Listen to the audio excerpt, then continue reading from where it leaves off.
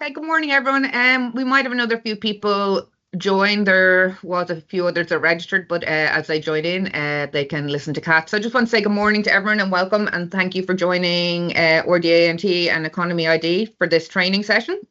We've got our three project officers online, Margot, Jacqueline and Hayley. So and you'll be able to reach out to them in the future if you need any further information, or Katrina herself. So not just a bit of background. We host RDA&T host Economy ID on our website, and we subscribe for the whole of the Northern Territory there.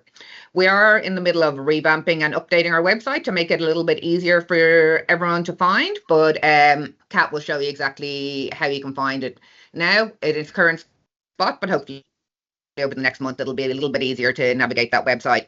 It's a really, really great tool for data and informing decisions on projects and grants and decision makings in the regions. And so Kat will be presenting today. So Kat is fantastic. She's an economist with Economy ID, and she's done quite a number of these training sessions in the past. So I'll hand over to Kat, and we'll go from there.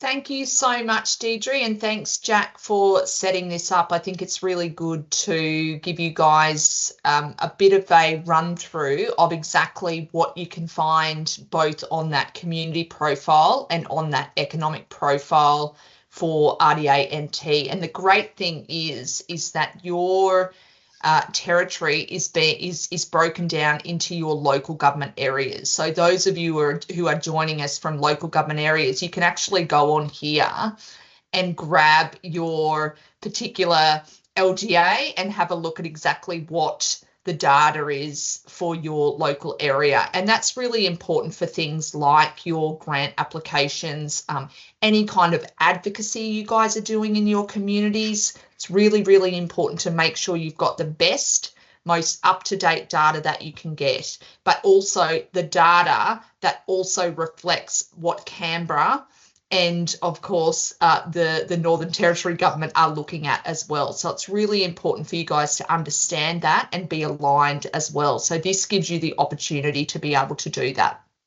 So this is your homepage, okay, and this gives you an idea of the geography that we're looking at, okay, and how we break that down. Then you get a little bit of news down the bottom, and then you get almost this menu of items that we can find throughout this profile. Everything from your population highlights right through to your household summaries, building approvals, that sort of thing. So you can get all of this information that comes directly from the ABS. Some of it's through, or most of it's through census. Other information is through things like Department of Employment. Some of it comes from your own councils and things like that. So you're able to access this menu of items in here, and it reflects all of these local government areas. Okay, so where I'm going to take you to first is this population highlights page. And I love this page because if I don't know an area and I travel around Australia presenting at in many different communities, and I live in Queensland, so when I go to places like South Australia or Western Australia, I'm very much out of the loop in terms of where things are and what sort of communities live in those areas. The NT, Queensland and regional New South Wales I'm pretty good with. I've spent a lot of time in those areas, so I've got a good gist of what's happening in your communities. But other areas I will go straight on, connect in with this population highlights page and have a look at some of the key data, okay, and compare it to other areas. So here we've got our median age of 33 in the Northern Territory, and you can compare that to Australia and say straight away, one of the things we're looking at is a very young population in this particular community. Okay, we've got less lone person households than the rest of Australia, so that reflects that young demographic as well. Our medium and high density, a little bit higher than Australia, would tell me that there's some tourism accommodation in these areas and that sort of thing. So you can go right through and connect in with all of these little data sets. So you can see unemployment here, a little bit higher than the rest of Australia, labour force participation, overseas born 22%, less than the rest of Australia, but you're competing with areas like Sydney and Melbourne when we're looking at that sort of thing. Households with a mortgage, a bit less, we've got more people renting. more people renting than we do with the mortgage. So you can get these little tidbits of information that are really important just to get a really good understanding of what you're dealing with in an area. Then one of the great things is we can break this down for LGAs. Okay, now I've jumped on, hopefully there's some people from Palmerston here. We've got the city of Palmerston, and I can look directly at those numbers and I can see population 41,113 is your official count as it stands at the moment, and it's grown by 646 from the previous year, which is quite a lot. Okay, and you can even see in this chart that growth since 2021, we've had very strong growth in Palmerston. So that would talk to me about what developments we've got on the go, what jobs do we have in the community there at the moment. Once again, very young population, not as high a percentage of Aboriginal and Torres Strait Islander compared to the rest of the Northern Territory, that sort of thing. So we can come down and grab these tidbits of information. What I would encourage you to do is to come onto this page. Any of you guys from individual local government areas, come onto this page, select your LGA and export that data into PDF and print it out. Okay, I would normally, when I worked within councils for mayors and CEOs and that sort of thing, when the new data came out, I used to export these files into PDF and go and give them to each of the councillors and mayors, so they just had a really good idea of exactly what the community looked like and what were the official numbers at that point in time. So when they got a question from the media about what is the median age in our community, they could answer that quite quickly. So make sure that's a really good way of just being able to grab some tidbits of information really quickly. So that's your population highlights page. And yes, I do really like that one because it just gives me a really good overview really quickly.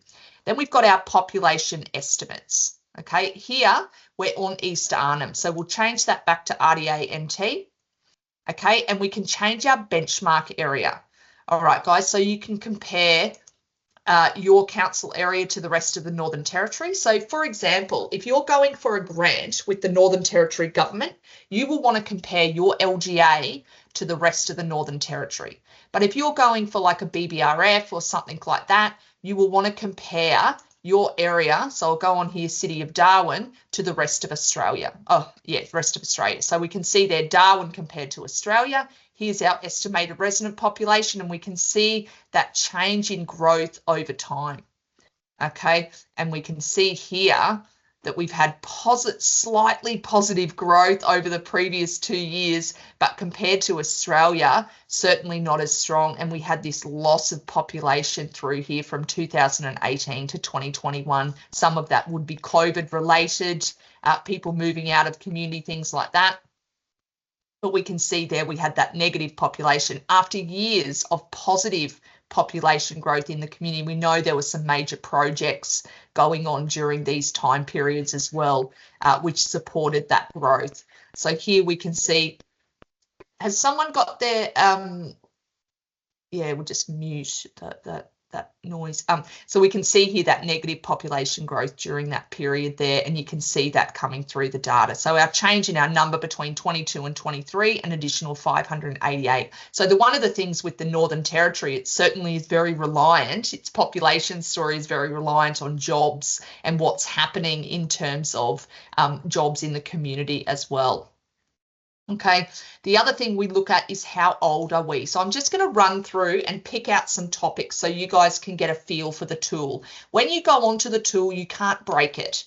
So go on, have a play around, start to have a look at those data sets that you want to look at. Once again, I've got my area here.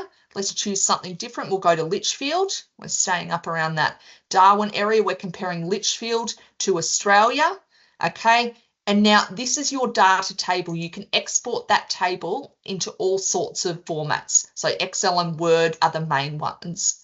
Okay, here we've also got our age structure in more of a visual form. So I really like looking at data like this. So it's a lot easier. The charts give us a lot better idea of what's happening in the community. And here we can see in that secondary part of our workforce from 40 through to sort of 65, we're very dominant in Litchfield. Okay, so that latter part of the workforce here. When we look down here, we can see we fall away a little bit compared to Australia in our young working population as people move out to perhaps, take on career opportunities and things like that. We've also got this nice level of young people in our community compared to the rest of Australia. Here, once we hit 65, we're out of here. Okay, and that can have a lot to do with what healthcare opportunities are there. I'll just show you that change though. We can see this is our change over time. So all of these people are moving out in that 5-year period, but we've got our retirees staying.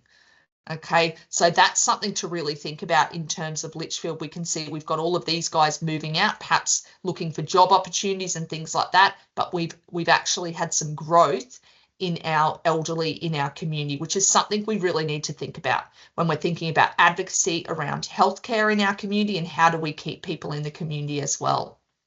Now, when I'm looking at this, let's have a look at this just for the overall Northern Territory, okay, compared to Australia, because we talked before about we had that median age profile at 33, much younger than the rest of Australia. So here we can see very much this young working population in the Northern Territory, which brings with it all of these young people. Okay, this also talks to us a little bit about schooling, so opportunities for schooling in the community, but where we start to dip out is 55 plus. Now, that tells me straight away that we need to think about healthcare and what healthcare we have in the community in order, and residential aged care, all of those sorts of things in order to be able to support people 55 plus. What does that look like? It can also bring us to question things like what is the appropriate housing for 55 plus in the Northern Territory in order to be able to support those individuals. When we see that change over time though, we've got this growth through here in our 30 to 39-year-olds, but we are seeing growth in terms of our 55 plus.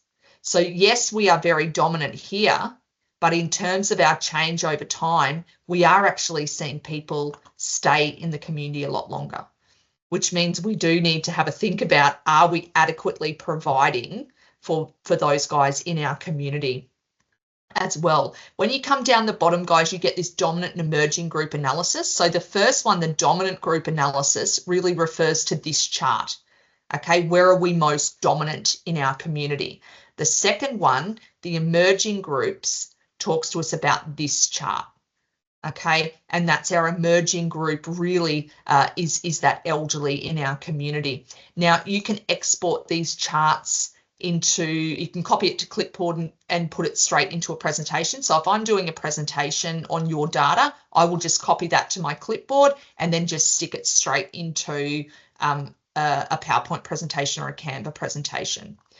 So that's your 5-year age groups. One of the things I also want to look at for you guys is your birthplace, because we've seen a lot of change in Australia in terms of birthplace. Now, I want to focus particularly on Alice Springs for this one, because I know there's been quite a lot of change in that area around birthplace. So I'm going to go straight past the charts, okay, and I'm going to come down here to our dominant part of the population. So here we can see India, okay, is our main birthplace outside of Australia, followed by New Zealand, and both of those outperform the rest of Australia.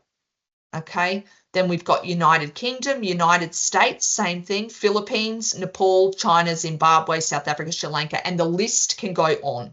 Okay, so the list you can get, see how up here you can get all 58 entries. Okay, so we can go right down to Sweden.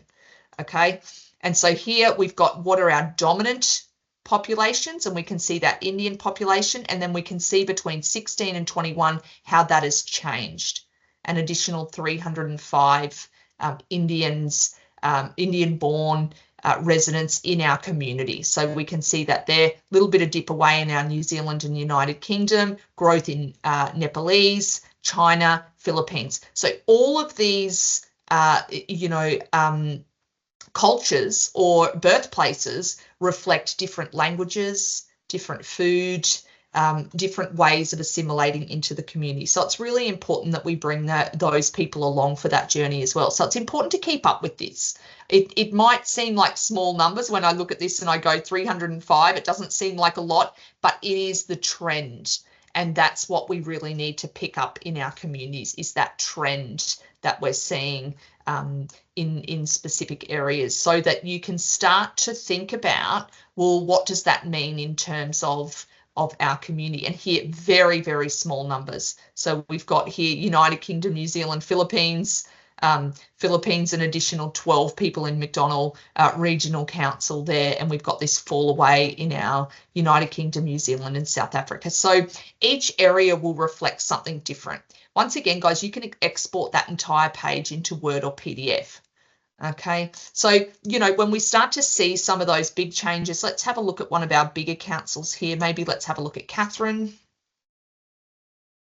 See what's happening there in terms of birthplace. I think when the new census data comes out, this is one of the things I look at almost immediately, just because it is such an important trend to consider, particularly for councils, when you guys provide a lot of information to your community. So we provide rates information on our dog registrations, waste management, all of those sorts of things.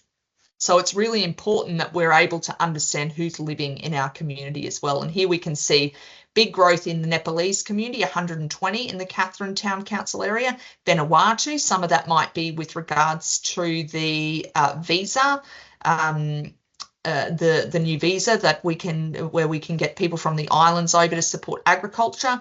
Philippines, South Africa. So we can see there's a little bit of growth here in a lot of these areas across the board. And that Nepalese, Vanuatu, Philippines, once again, all different languages, Indian, Sri Lankan, Fijian. So it's really important that we continue to think about what does that mean for the Katherine Town Council area as well.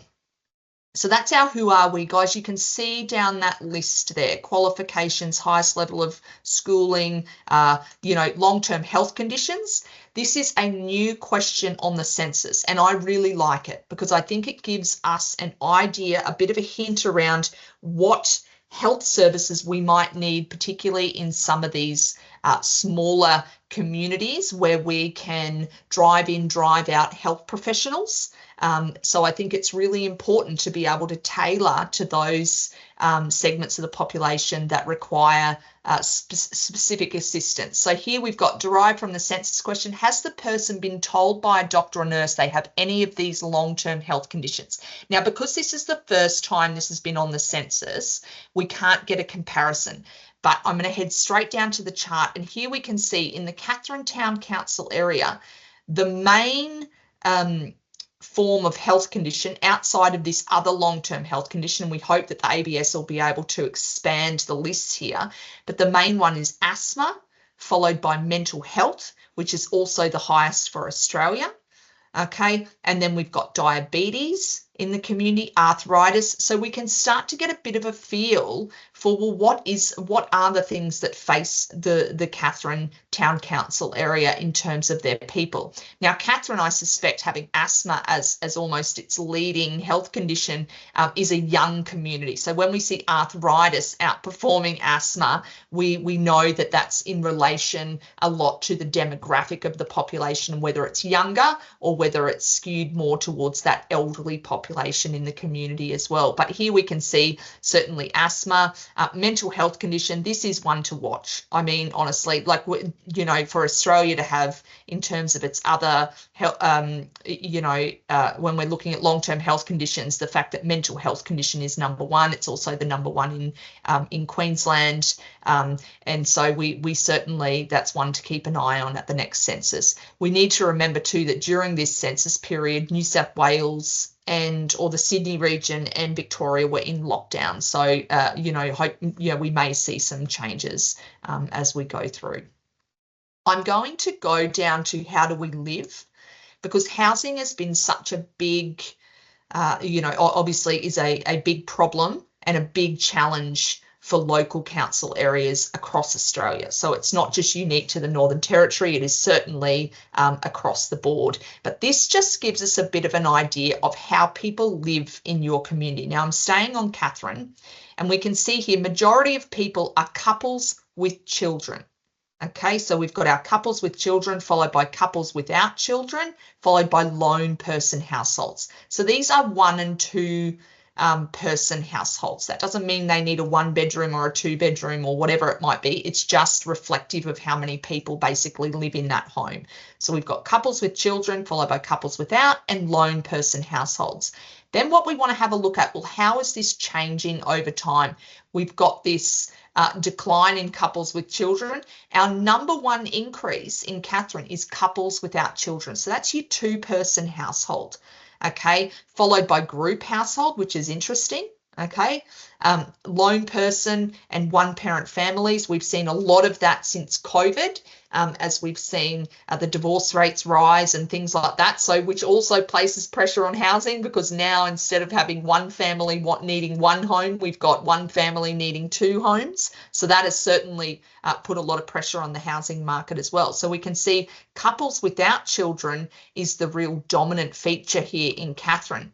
What we then want to look at in Katherine is, well, what then do we provide to the community?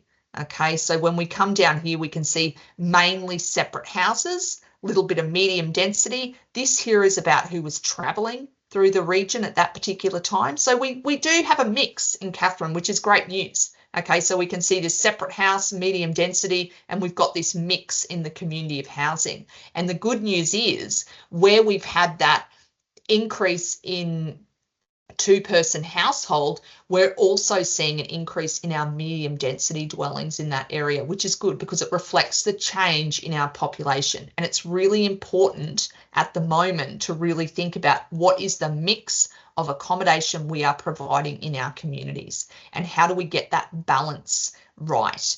And certainly every council that I've spoken to over the last particularly 3 months, because I've been on the road, that has been the biggest challenge for council, is how do we provide the right mix to support affordability in our community, to also support the elderly in our community, crisis accommodation, all of those sorts of things. So it really is a big talking point at the moment there. I think there's a lot more that we can do, but it's really important that each of you, when you come on here, this is a place to have a look at and to start. If you're doing anything with regards to housing strategies or different things like that, we need to come on here and have a look at, well, what is our household summary in our community? And if we're looking at Alice Springs, for example, we come down here and we can see we are mainly couples with children, followed by lone person households. So a little bit different to Katherine, lone and couples without children. So this is our 1 and 2 bedroom. And our main change in Alice is our lone person household. Okay, so that's really, really interesting, because that's a very different dynamic. So it's a different type of approach to your housing, followed by our 1-parent families, which, as I mentioned before, we've certainly seen that creep up. And then if we look in Alice at, well, what are we providing? Let's have a look at our dwelling types. We come down here and we can see separate house, medium density, which is good, which is what we've got on the ground. Mainly separate houses is what we're providing, or that has been the change in the dwelling structure in our community. So we can see from 16 to 21, we've had this increase in separate houses and this little bit of medium density as well, which is good because we've got to provide that balance. And then when we look back at, well, how do we actually live? We can see that growth in that 1-person household. So we need to be really mindful of that and thinking about, well, how can we provide for those guys in the community as well? It also helps with, when we look at, let's go to RDA-NT,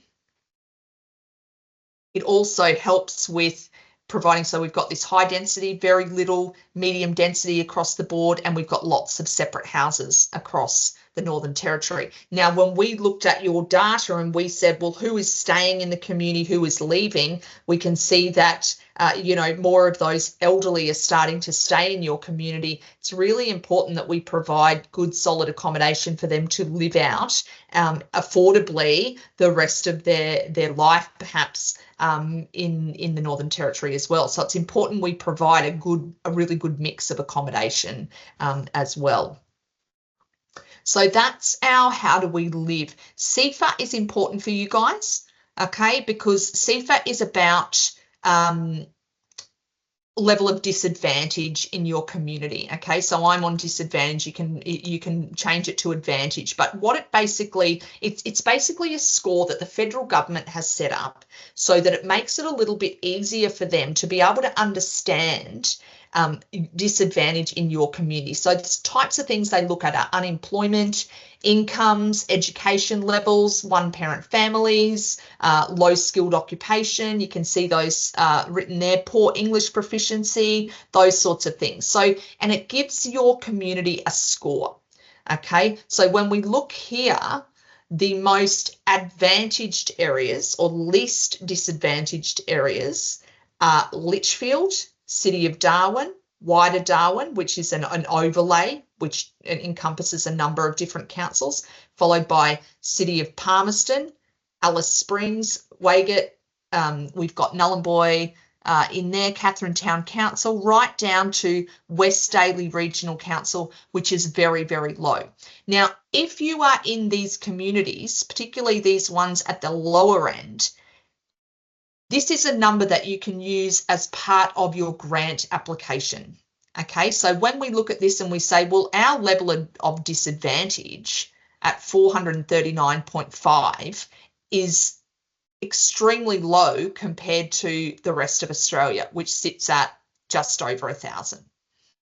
Okay, so it's really thinking about using this number to really skew your grant application to say, well, we have a much higher level of disadvantage and therefore we require additional funding in order to be able to support our community, whether it's through a new pool, a new community centre, different things like that. So really just thinking about how you use that figure there as well.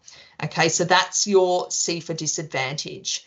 When I come down, because I'm going to head across to the other tool, you get all these explanatory notes, guys. So if you're ever lost and you're thinking, what was she talking about with regards to those geographies or population types or any of those sorts of things, come down here. You can find a lot of that information in here. If you still don't understand, reach out to RDA and then normally Jack will be able to answer some of those questions, but certainly she will send anything on to me that is a little bit confusing or we need additional support on. So please feel free to reach out as you need that. The other thing that you can do is you can download a report. So where I took you to at the start with this population highlights, and you could click on that export button and actually print out that page. You can also do that for the entire data set that is in here. Okay, so if I want to go, okay, I want to look at population estimates, I want to look at my birthplace, I want to look at qualifications in our community, long-term health conditions, my household summaries, and my job seeker recipients. I can put that in, put my email address in, and send myself the report in PDF or Word. It will give you all of the information that I just provided into a report like item. Okay, then what I would suggest you to do is send yourself the report in Word. Okay, take out all the stuff that you don't need. So a lot of it, if you're providing it to counsellors or even community, you might want to take out all of those data tables and just keep those charts in.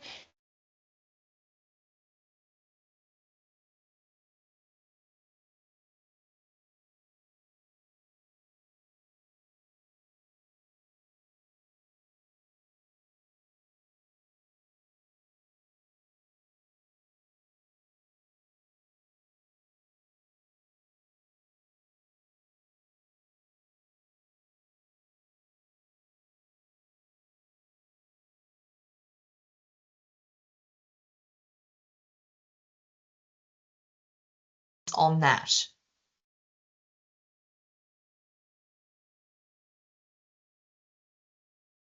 Awesome. Great. We're going to head across to the economic profile, which is a little bit more complex. Okay, so it has about 1,000 pieces of data in it, and so it gets just a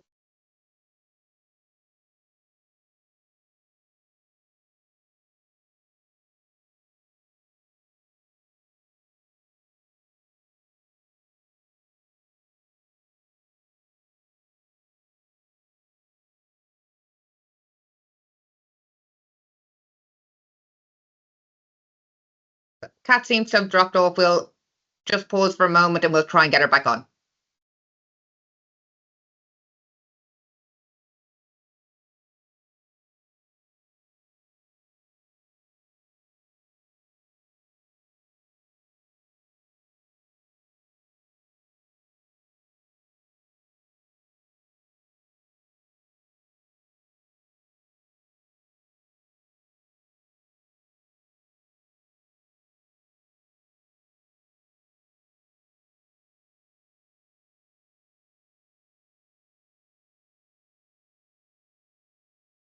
That is super weird. I was just chatting away. Can you guys hear me? Yeah, we can hear you now. Perfect. Don't know what happened then. That's really bizarre. Okay, let's go back here. Okay, so I'm not sure where I left you, but what I was saying was every year we update our data set in about May of each year. And then what we do is there's a number of us that hit the road. We get out on the road and we present economic data, the new economic data, to all of our councils across Australia. And we're actually up in Darwin earlier this year presenting the State of the Regions to the LGA NT conference, which was really, really great. It was a good opportunity to be able to have a really good look at the Northern Territory data. We also provided some training sessions in Darwin as well. And then we've got these online sessions. I think I'm coming back to Alice in October. So we actually put together quite a good program to be able to support you guys as much as we can. And certainly Deidre and Jacqueline are out on the road and doing their various bits across the NT to support you guys with as much data as you possibly can so that we can get as much money into the NT as possible. So the thing about the economic profile is it gives you all of your economic data broken down for each of your LGAs once again. So it's the same principle as what we have with the community profile. This is just all about your workforce. It's all about your workers. It's all about your industries in your community as well. When we come down here, once again, we have this menu of items. So we can look at employment. We can look at output in your community. We can look at specific industries. So if you're working in a local government and you are focused on manufacturing in that particular area, we can really focus in on what's happening in that manufacturing sector. We also can look at our local workforce, a bit of a market profile, tourism in your community, and then we've also got these calculators that we can use, including our economic impact calculator, which I'll run through today, really to give you a bit of an overview of how you can use that to support your grant applications in your community as well through RDA. Okay, so all of this information is really, really important for you guys. And we can see here, and what I'm going to do is rather than take you through everything, I'll take you to the bits that I think are the most important for you guys to have an understanding of for your community. Okay, so here straight away, GRP, which is the wealth that the Northern Territory generates. So how much wealth do you guys create? 30.14 billion. The other thing we look at is our local jobs. How many jobs do we have in our community? We've got 137,358.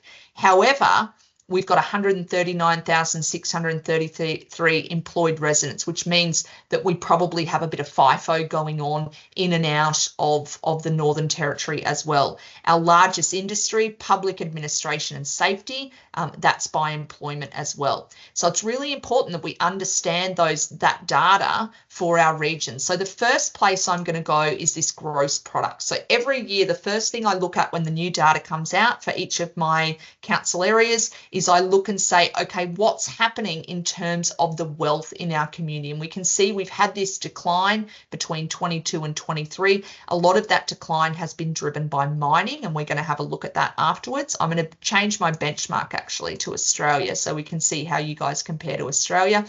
And certainly over the previous almost back in 20 years, you guys have been punching above your weight in terms of gross regional product compared to the rest of Australia. And then we look here and we can see this fall away. We've got negative 5.2%. As I mentioned, a lot of this has to do with mining. So you can see how much the Northern Territory jumps around and how dependent it is on specific industry sets. Some of it during COVID is to do with the tourism industry falling away as well. No accommodation, retail spend, things like that was down. So we've certainly had those impacts as well. But that's our wealth. Okay, so the first thing we look at is our gross product. The next thing I want to look at, well, but what is happening in terms of jobs? Okay, so even though we've had this decline in wealth generation in our community, we've actually seen an increase in the amount of jobs we have filled in the Northern Territory. Now, this is jobs that are filled. This isn't jobs that are currently available. And when I look at the Northern Territory, and I did look at it earlier this year around how many jobs were available in the community, and there is a lot. And there is a range of skills that we're looking for. And a lot of the jobs that are available are higher skilled jobs. So this only includes those jobs that are filled. So 137,358. Okay, and we can see that there it's grown by 2.8% between 22 and 23. We have a very tight labour market at the moment. It's still continuing to be tight, particularly in our regional areas. Our cities are starting to, we're seeing that decline in job ads. However, regional areas, we're still really struggling in terms of getting people into our community to fill jobs. So here we can see 22 to 23, we've had this growth again, 2.85%. So still a very tight labour market in the Northern Territory. So we've got gross product, local employment. The next thing I look at is my building approvals. Okay, so I want to have a look at my building approvals data. So it just gives us a bit of a hint about what's going to be coming into the future. And we've got a whole bunch of non-residential. So you can see the last 4 years in particular, we've had very strong growth in non-residential developments. And what that talks to me about is future jobs. Okay, so non-residential development can be things like community centres, commercial centres, it can be roads, it can be hospitals, it can be schools. Okay, so it talks to us about jobs in the future. This is really important at the moment as we're going through those challenges with regards to housing in the community as well. So residential development is really, really important. Let's break that down then for some different council areas. So let's go to City of Palmerston, and we can see there you've got your commercial, this here back in 14, 15. Here we've got, and I have a feeling that was a hospital. Someone correct me if I'm wrong. You can type that in the chat. But here we've got our residential building approvals and our non-residential building approvals. You can see there, just slight. So it is something to think about. What do we need in our community? We need jobs and we need housing. Okay, so these two things, it's really important to focus on those sorts of things in our community. Let's go to, what do we got? Vic Daily. Let's have a look at that. So we've got our residential developments, this commercial development through here. Let's have a look at Alice Springs. Bit of both. So we've had a little bit of commercial non-residential development here, and then we've got our residential development, which is good. But we've come off the back of 2 years of strong residential growth during that period. Now, some of this can be with regards to renovations and things like that as well. So we just have to be mindful when we're looking at the data sets as well. You also get the numbers down below, but certainly it's the charts where we get probably most of our detail as well. So that's our building approvals. So first things I look at, gross product, local employment, and then our building approvals. So they're the big three that we would look at when the new data comes through, so that we can really have a think about, well, what's happening in the Northern Territory economy.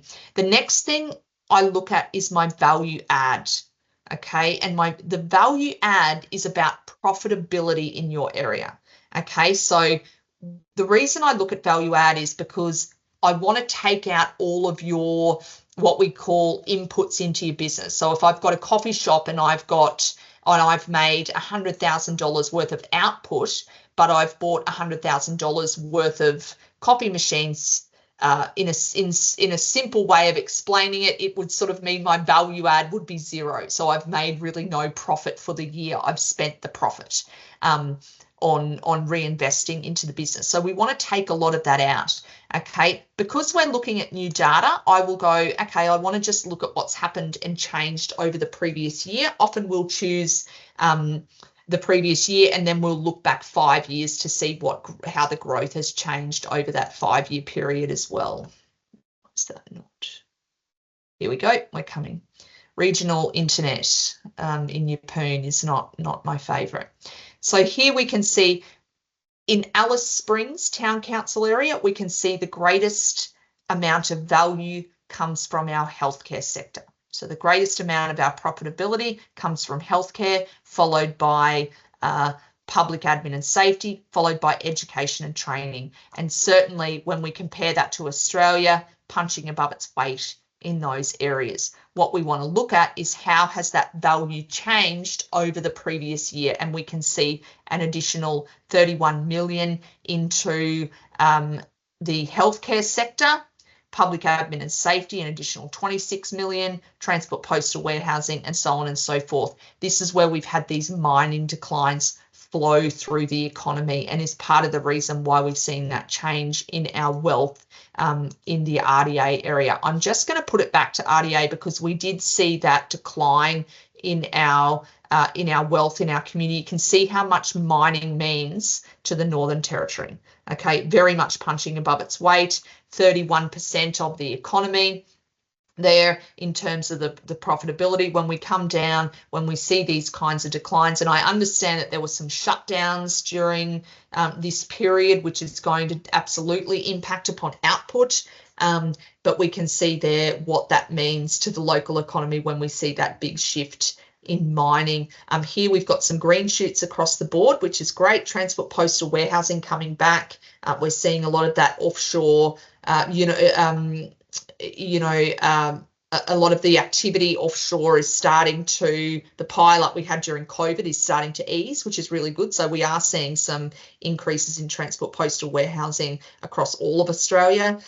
We've also got this healthcare and social assistance, admin and support services, bit of growth there, that sort of thing. So just going to check, keeping an eye on my messages to make sure that Jack doesn't text me and say I'm offline.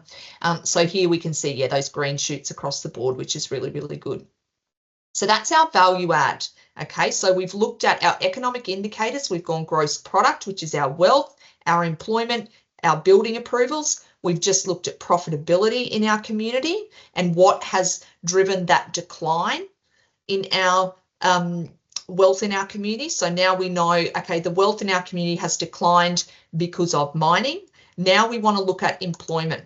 So we saw for the Northern Territory, we actually had an increase in employment in the community during this period between 21-22 and 22-23. So what we want to look at is, well, what has driven that growth? And we can see, despite its decline in wealth, we've actually had more people employed in our metal ore mining during that period, which can also be part of the reason why we see that decline in wealth, as our margins are certainly squeezed in that area. When we look at our manufacturing sector, we're up 23, but look at that food product manufacturing, 141 new staff. So that would be interesting to really break that down in terms of where is that happening, what products is it? Is it related to growth in our ag, forestry and fishing, that sort of thing. So it's nice that you can actually break down these categories, because if I was looking at this and said, oh, manufacturing, it's done okay, we've added 23 jobs, that doesn't seem like a lot.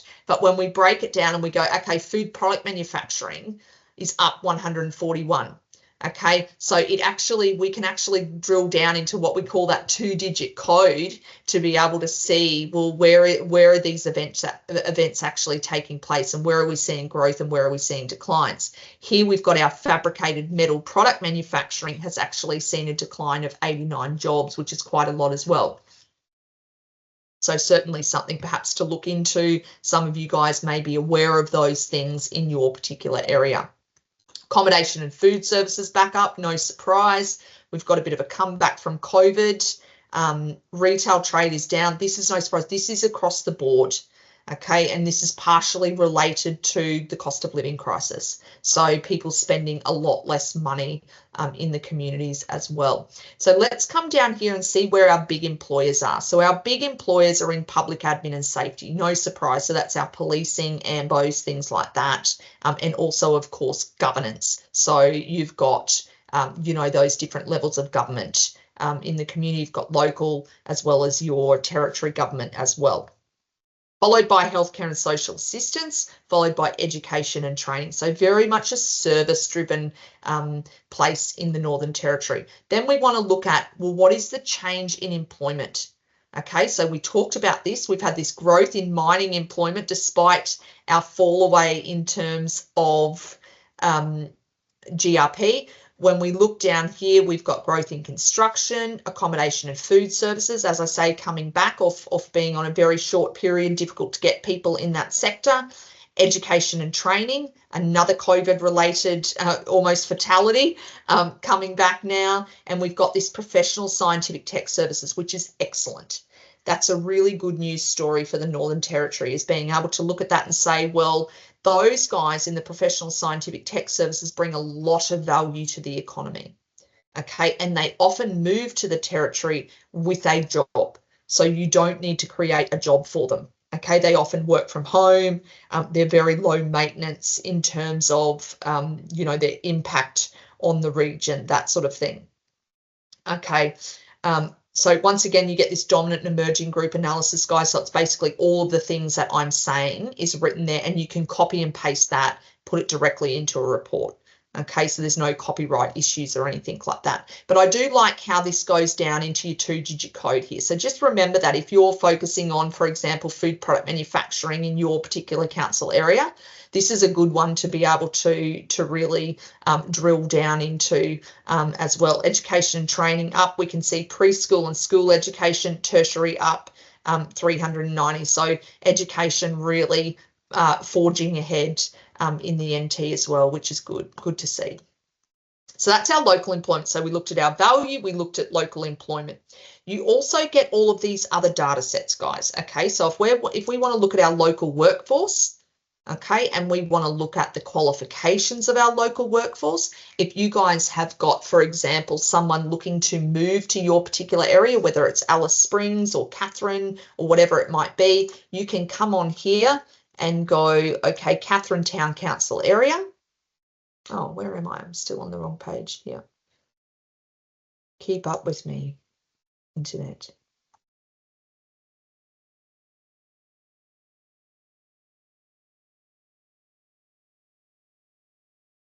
Here we go. No, still not doing it. Let's go to age structure. Let's see if that works.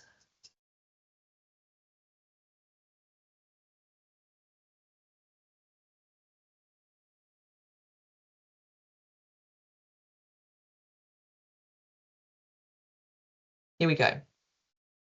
So I'm going to go to my key statistics.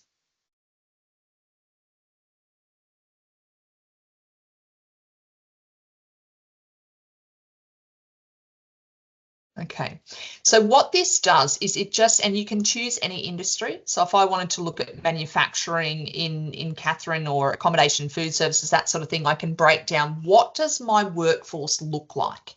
Okay, so here I can see in Katherine, we've got 4,760 workers. Okay, a higher proportion of males than we do females working, mainly in that working age category, 25 to 54. So not necessarily our young people or our oldies. Here we can see mainly employed in public admin and safety, followed by healthcare, followed by education training. Those were the top 3 for the Northern Territory as well. Talks to us about our occupation. Are we full-time or part-time? What kind of degrees do we have? Are we no qualifications? So if, for example, an investor is coming to your community and they're looking at the manufacturing sector, one of the things they will want to know is, do you actually have a workforce in your community that if we moved there, we could perhaps, maybe poach some skills, or we know that this area can attract that type of worker into the community. It also talks to the investor about what kind of supply chain activity you have in that particular area. So all of these local worker statistics are really, really important to be able to paint a picture of, well, what does your skills base look like? So how can we accommodate new business into our area with the current skills that we have at the moment? So that's really, really important for you guys just to understand, particularly when investors are moving to a community.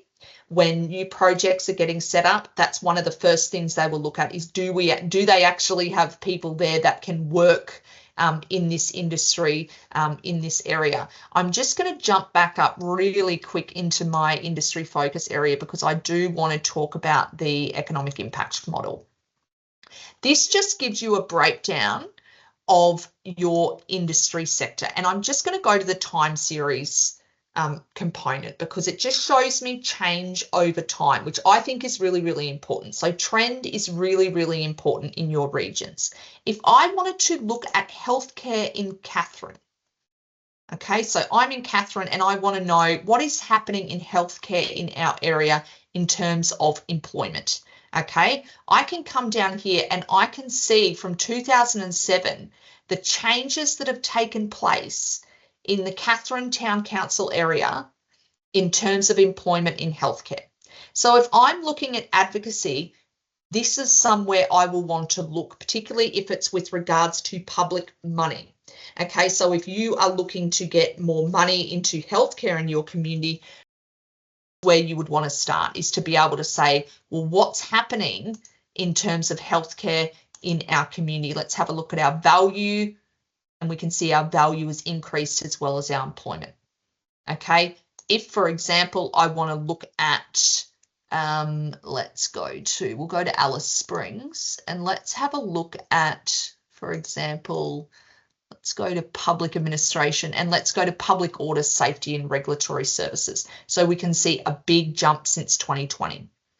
Okay, in terms of our value add, our investment into that, let's have a look at our employment. And we can see their big jump since 2020.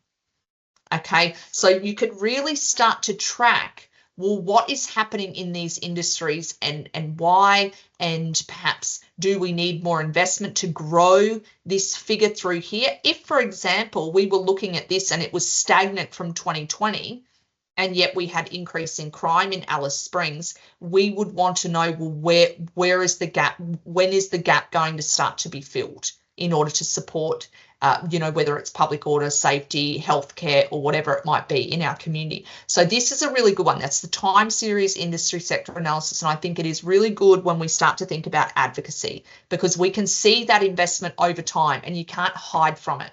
Okay, so when we take it to our state governments or territory governments or Australian government or whatever it might be, you can't hide from it because the investment is there. We can see what's coming in and what's coming out. Okay, so that's another really, really important one. I'm going to head down now to my economic impact model. Okay, and I've already put the password and username in. That sits with RDA.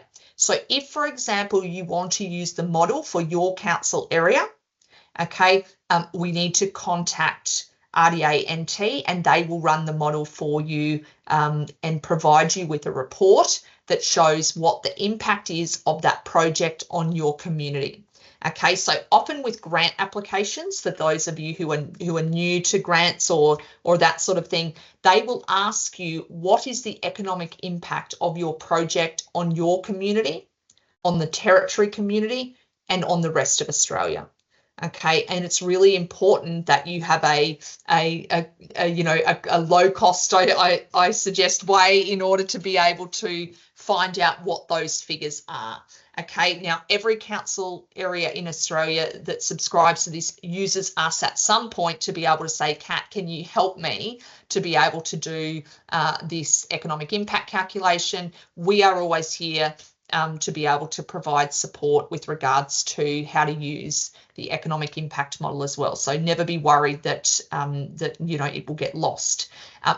The other thing you can do is download some of these guides, and maybe Deidre, you could even put some of these on your website as well, so that people don't have to come in because you need the password to get this. Whereas I think maybe that grant application guide might be really helpful for people to be able to fill in, to be able to understand what are some of those components, because what that grant application guide actually tells us is, I'll just open it. It actually just gives us a bit of a hint on, what kind of data you want to use. So step 1, demonstrate the drivers of your economy. What are the barriers to growth? How does your project fit? Model the economic impact of your project on the community, all of those sorts of things. So it is there are some little helpful hints in there in order to be able to support your grant application as well. So what I'm going to do is I'm just going to run through one that we did for another council area, and it was just a community centre. Okay, and this community centre was in a small Western council in Queensland, and it was going to be part funded by the state and federal government. And they were looking for, I think the total of the project was going to be $3.5 million. I think they were looking for, equal support from each level of government, and council was going to put in an equal third as well. So they had a construction phase of this project, of course, for the community centre. It was going to be $3.5 million. Let's just leave that as 1 year. Okay, so in this area here, how much is the estimated construction cost? You will put the total value of the project. Okay, it's not your 1.2 million or whatever it might be. It's the $3.5 million is what that project's going to cost. Then what we want to do is we want to add that operational phase. So once this community centre was set up, it was also going to have people working in it, and the people working in it were actually 2 public service employees, so from the council. So, and that's 2 additional staff. So we come down here to public admin and safety. We go public administration, 2 jobs. Okay, and we click to run the model. All right, so this is if it was in Alice Springs. Okay, so it's a community centre in Alice Springs Town Council area, modelling the impact of adding $3.5 million in construction over a 1-year period and adding 2 jobs in public administration. So in the construction phase, it would bring $8.79 million worth of economic output. Now, this is where I flick the switch and I go, this is the number you need to focus on, not your value add. Okay, so the feds or the territory government will want to know, what is your economic output? Okay, what is the direct and indirect contribution of this project to your local economy? And we can see there the direct is what we started with, $3.5 million, and then our indirect is $5.29 million. Now that comes from us purchasing goods from the manufacturing sector, the agricultural sector, the accommodation sector, all of those sorts of things. It is all that flow on through the local economy. Okay, then we've also got our 33 local jobs per year. So 10 directly employed by the project, that $3.5 million, and then 22 indirect. So once again, that's that flow on through the community, through the manufacturing sector, ag, can be retail, education, all of those sorts of things. Okay, then you have your operational phase. So this is the actual building of the project. So that's your construction phase. Then we've got our operational phase. So this is per year. That project is going to bring $667,000 worth of output to the local economy. Okay, so $371,000 direct, which would be quite possibly majority wages for 2 staff, and then you've got this 295,000 as that money flows through the local economy as well. And it actually equates to 3 local jobs. So while we've created 2, we also get 1 indirect, which can be, now when we talk about 1 indirect, that can be a combination of all different sectors. So it doesn't just mean we get 1 indirect employee in retail because these people love to shop or something like that. It's literally a combination across jobs. So down here we get our construction phase. So you can see here I'm on my summary of impacts construction phase, and you can come down and you can see you get this chart down here. Total impact on Alice Springs Council area, 8.79 million and 33 local jobs. Okay, residents jobs, the reason why this was set up, residents versus local jobs, is because in mining communities we had the problem with funding where they would say, well, we need to know that more jobs are being created for residents than just creating local jobs, which are jobs within Alice Springs, but may be taken up by people from outside the area. So companies were just bringing in, workforces to be able to deliver a project and then sort of buggering off afterwards, and leaving no real long-lasting economic benefit for the community. So it's really about how many of those are for the residents. Well, 32 of the 33 are going to be for residents, okay, which is pretty good. So that's our construction total impact on Australian economy, 15.45. Total impact on the territory economy, $8.86 million there. So that is your construction phase. You can export all of this into PDF or Word.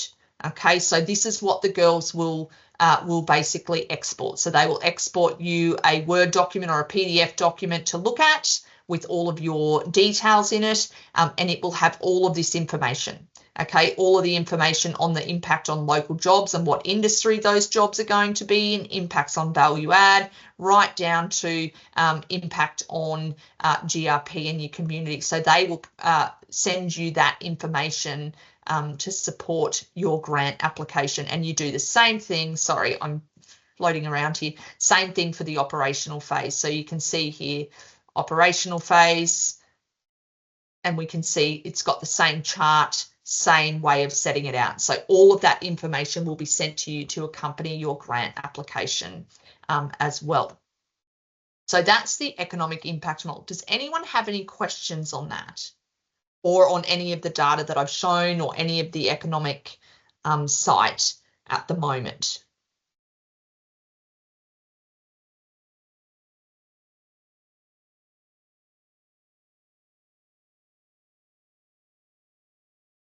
Excellent. Everyone's listening and totally engaged today. That's good.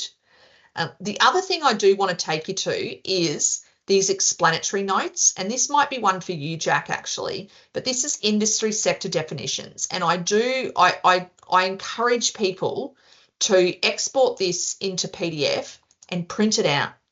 Because when you start to come through here, because one of the things about the economic impact model, it's only good as the inputs that you put in.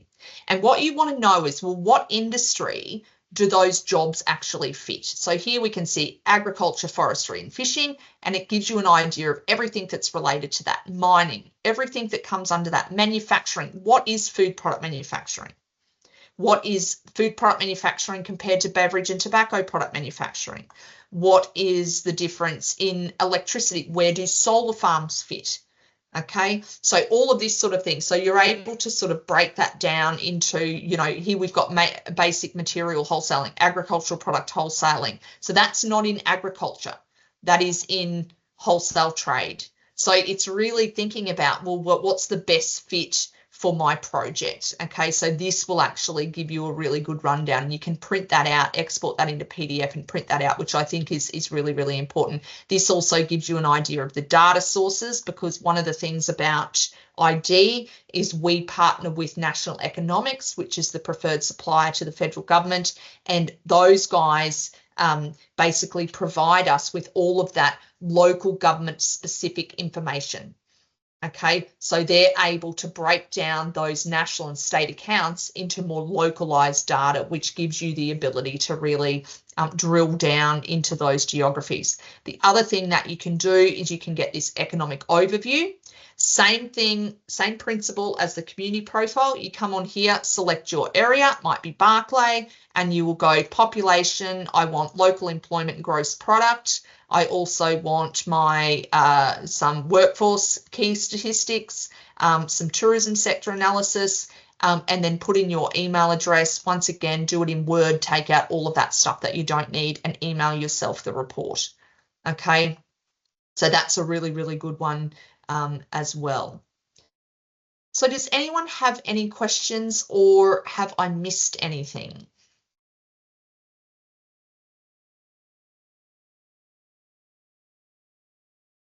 I have a general question, please. Under the benchmarks, there are a number of selections. I would like to know what is the differences between RDA Northern Territory and Northern Territory. Yeah, there's no difference. It's Okay. just, yeah, it's just the terminology, that's all. Yeah, so there's no difference. RDA Northern Territory covers the whole of the Northern Territory. So it's an RDA that's almost like a state-based RDA. And then we've put Northern Territory in there, and I'm not 100% sure why that has done it the way that it's done it, but it comes up with RDA Northern Territory and Northern Territory, but they are, yes, they are the same geography. Sure, thank you.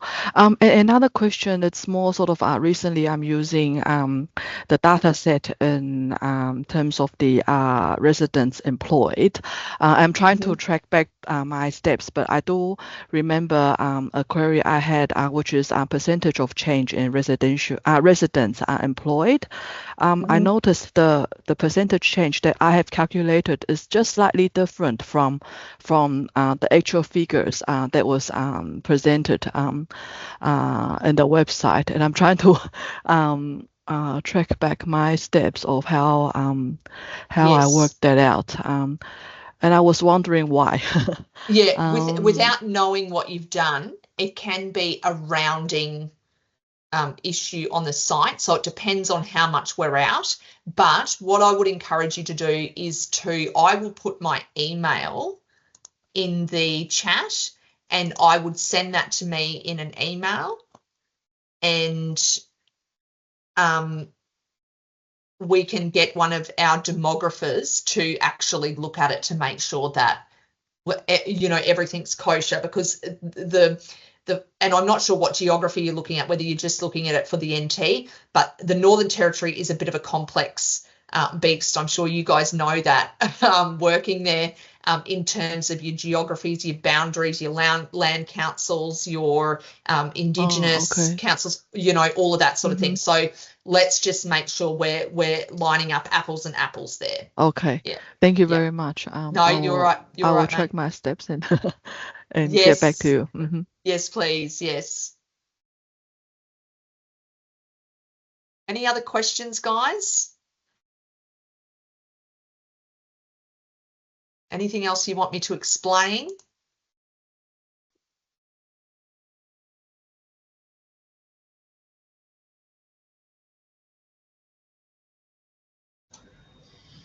I just have a quick question. Yep.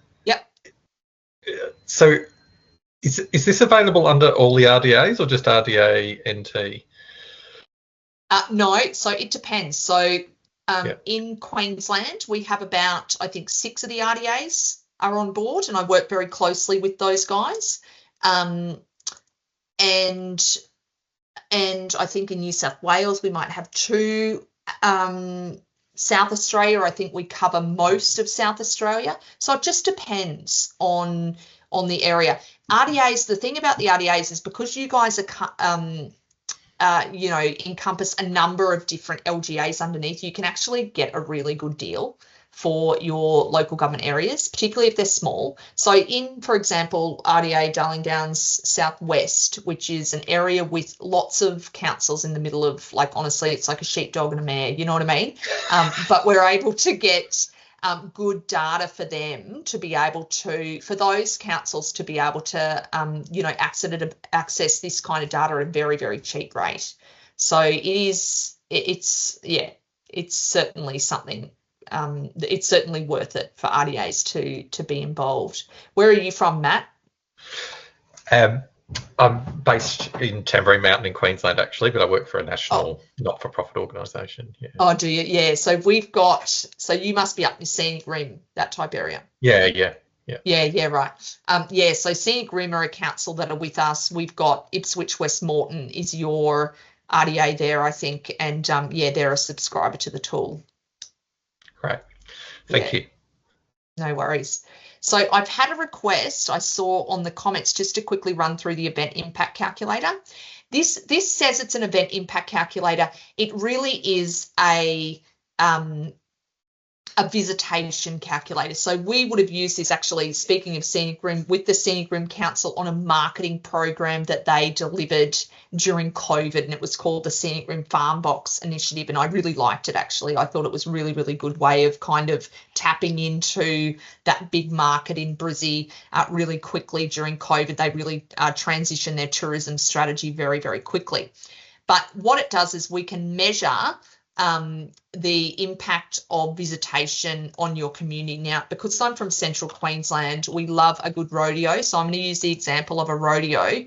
And what I do is I put in my event name. So we've got rodeo, and I'll put in sport and recreation activity. The event range is where are your visitors coming from?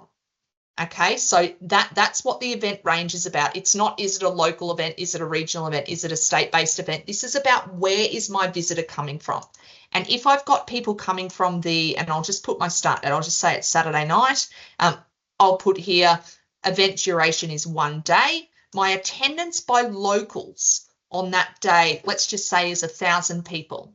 And I think each of them is going to spend $40, right?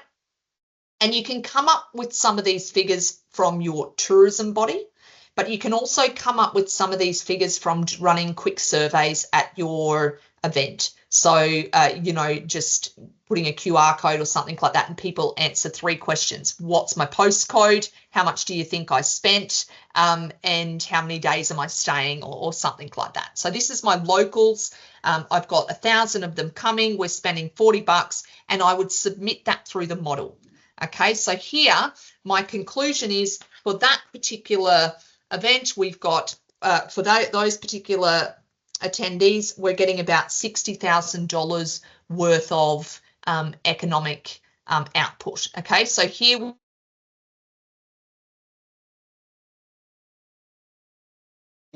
dropped out again. Yeah, I dropped out. Yeah. Am I back? Yep, you're back. Okay, good. Okay, so now I've put in what is happening today. This is just event range region. Okay, now I'm saying that there's about 500 people coming from outside of the region. So if I'm thinking about my area in Central Queensland, we would have people from Gladstone, all of that sort of thing. So you can see 500, and I think they're going to spend about 150 per event. Okay.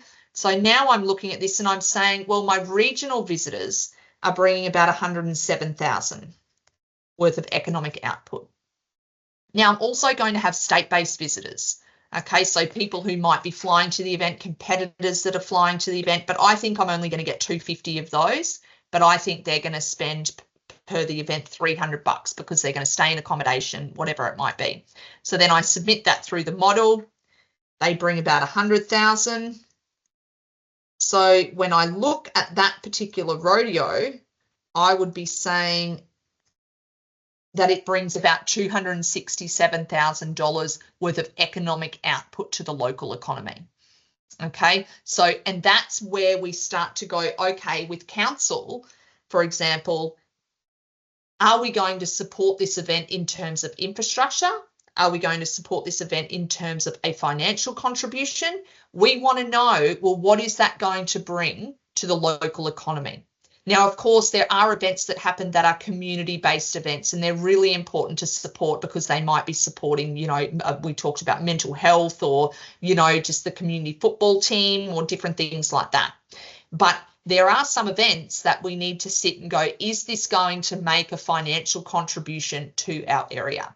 And this event, we would turn around and say, it's going to make a contribution of $267,000. Is it worth council supporting the event to the value of $10,000 or $20,000, whatever it might be? So that's how you use the event impact calculator. The other thing you can do is we used it for a marketing program that the Scenic Rim did, and we said that was a art and heritage event, and we put it in as a region-based visitor because they were trying to attract people from just outside the area, that big market in Brizzy. Okay, we just made it 1 day, and we said event duration 1 day, and we thought during that particular time, we thought the region was getting about 50 additional visitors, spending, let's say, $50 additional in the day. Now, when I run that through the model, we see that comes to 3,565. If we times that by 90 days that the marketing program ran, then we would come up with a figure of this is what we think, this is what we estimate as a contribution to the local economy for this particular marketing program. So I'm just going to run that through my calculator just so I can see what that is. This was sort of this is kind of just the basic version. So 3,565 times 90 days over that month, $320,000 to the local Scenic Rim economy, which wasn't far off what the state government actually modelled for them. So I'm always a little bit on the conservative side, but certainly, you know, this is a great way of being able to break down, well, what does an additional visitor mean to the Alice Springs Town Council area? That sort of thing. So it is very, very important. It's a good way of being able to look at what does visitation bring to our local economy as well. So thank you for that question. Any other questions, guys?